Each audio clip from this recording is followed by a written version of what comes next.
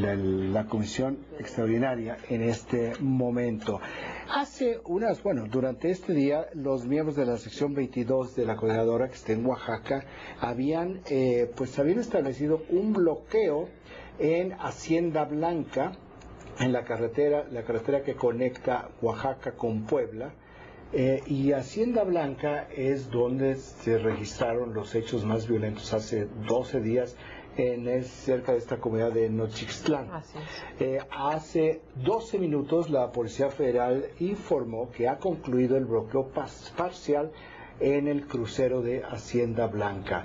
Hay que decir que primero, pues no hay ninguna información de que se hubiera generado algún tipo de conflicto ahí, de un desalojo, sino más bien un bloqueo parcial que ha sido resuelto de esta manera, pues bastante bien, pero no está ahí la conflictividad en Oaxaca. La conflictividad se encuentra en el sur, en el Istmo. Y vamos ahora con el diputado federal del PAN, Jorge Triana, a quien saludamos, le damos mucho las gracias que nos tome esta llamada. Jorge, muy buenas tardes. Estamos teniendo un problema con la comunicación, qué raro, está lloviendo terrible en la Ciudad de México, parece ser que cuando llueve hay problemas, cuando hay sol también, es exactamente lo mismo. Creo que ya tenemos al diputado Jorge Triana. Jorge, muy buenas tardes. ¿Qué tal, Raimundo? Buenas tardes, encantado de saludarte. Yo diría ayer, Jorge, tú fuiste uno de los legisladores que dijo, ya se agotaron todas las vías del diálogo, al gobierno no le debe tener mano para aplicar la fuerza. Te referías, por supuesto, a lo que está sucediendo en el sur del país con los maestros. ¿Tú hoy, un día después, ratificarías esta declaración? Sin duda alguna, Raimundo. Mira, a mí me parece que ha habido errores en varios sentidos y de los dos lados. Ha habido un error en la estrategia que ha seguido el gobierno, un error en la estrategia de política interior, de gobernabilidad. Creo que el diálogo no se agotó en su momento y se utilizó la fuerza cuando no debía utilizarse, hasta muertos hubo, y no se liberaron las vías de comunicación, que es el objetivo primigenio. Hoy el secretario de Gobernación amenaza o amaga con utilizar la fuerza cuando ya la utilizó en el momento en el que no lo tenía que hacer. Me parece que no tiene que haber un amago de uso de fuerza, tiene que haber una aplicación irrestricta de la ley ante todo. Y no está sucediendo de esta forma. Ha faltado muchísima estrategia en la política interior de este país. Ha habido mucho hermetismo en estas reuniones que se han llevado a cabo en la Secretaría de Gobernación. No sabemos lo que se está negociando. Nos da la impresión de que es un diálogo de sordos, un tiroteo entre una y otra parte que no llega absolutamente a nada. Y quienes están pagando son terceras personas, Raimundo. Están pagando a las personas a las que no les llegan los productos básicos y están pagando miles de niños que no tienen clases gracias a estos paros de un grupo, además, que son solamente 3 o 4 estados, de disidentes magisteriales sobre una reforma constitucional que además pasó hace bastante tiempo, ¿no? Ahora, platicábamos hace unos minutos con la senadora del PRD, Angélica de la Peña, y le preguntábamos si es que en este tipo de situaciones sí se sabe cuando comienza, por ejemplo, una situación en estas situaciones, en este momento, coyuntura tan delicada, tan tensa, tan frágil y débil, pero no se sabe cuándo termina. ¿Tú pensarías que más allá de esta conclusión incierta que yo planteo, no lo planteo ella, yo lo planteo, sí se tiene que aplicar la fuerza? Se tiene que aplicar la ley, está negociando, y no me refiero, nos da la impresión de que es un diálogo de fuerza. Creo que en este país tenemos un problema en el gobierno de falta de legitimidad para el uso de la fuerza, por todos los excesos con los que contamos, que se han venido acumulando en la historia de nuestro país. El 68, el 71, Atenco, Aguas Blancas, etcétera, pues nos han hecho que se pierda muchísima legitimidad de parte del gobierno para poder utilizar la fuerza. Creo que no necesariamente es el uso de la fuerza la salida.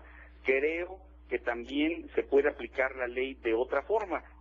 No sé si tú recuerdas, pues estuvo casi un año cerrada la UNAM por un paro, hace ya varios años.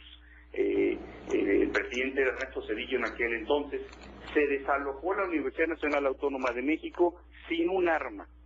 Se desalojó sin una sola arma de fuego. Saldo blanco, no hubo ningún problema. ¿Por qué? Porque hubo estrategia. Aquí diálogo y sobre todo falta muchísima transparencia en qué es lo que está sucediendo en la Secretaría de Gobernación. Dejan plantear esta pregunta de manera hipotética, permíteme esta libertad, pero sí tiene que ver con una posición política.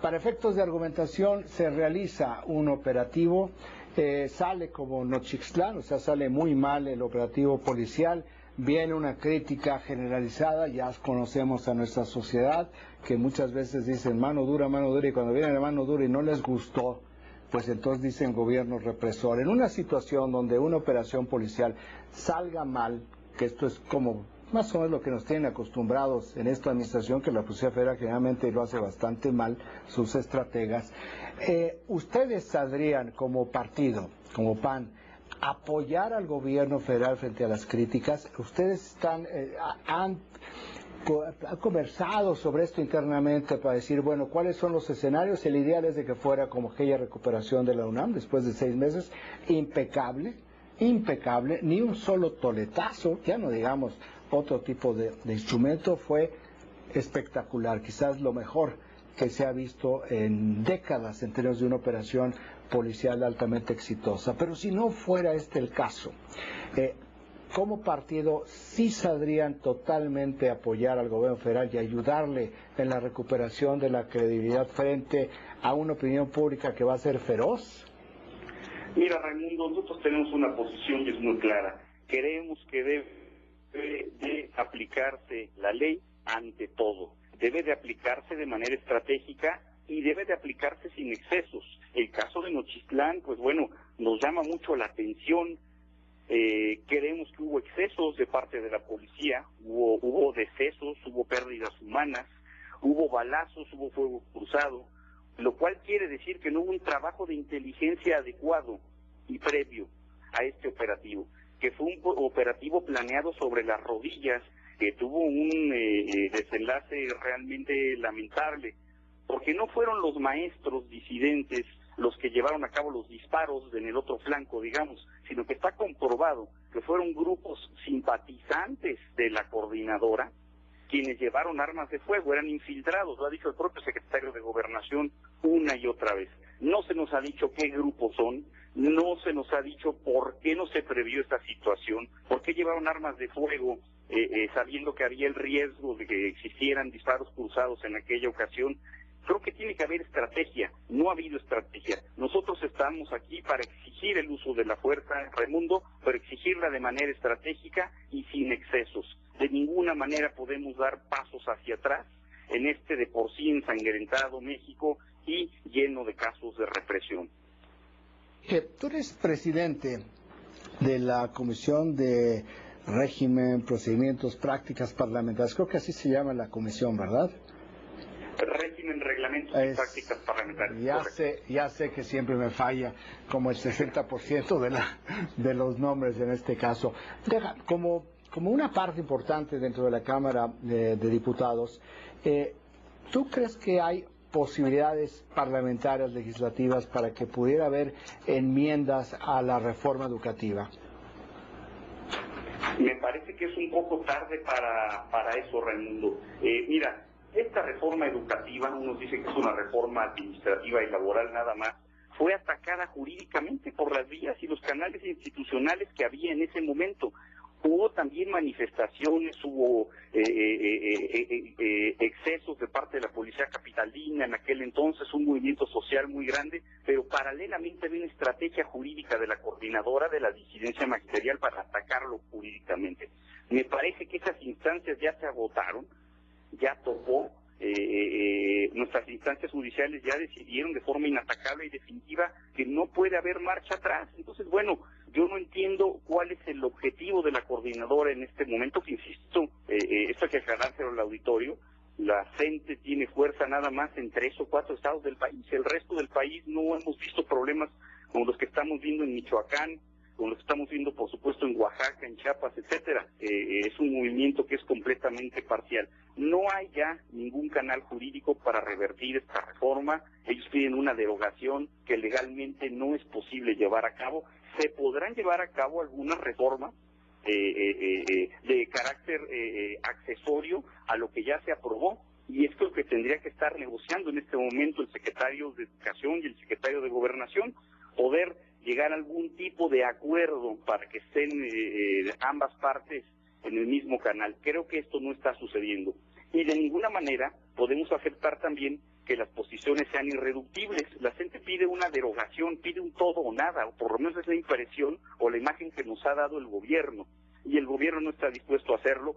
Nosotros entendemos y tenemos empatía con esta posición, pero bueno, tiene que haber algún canal de solución. Legalmente no se puede hacer, Raimundo, absolutamente nada con esa reforma, a menos que se reforme, y esto tendrá que venir en los meses subsecuentes a través de modificaciones a su articulado. Me parece que ya ha habido algunos intentos, tanto en Cámara de Senadores como de Diputados, y bueno, pues tendrán que discutirse, pero una vez más, insisto en el tema de la estrategia, tendrá que ser de manera coordinada y estratégica con el gobierno.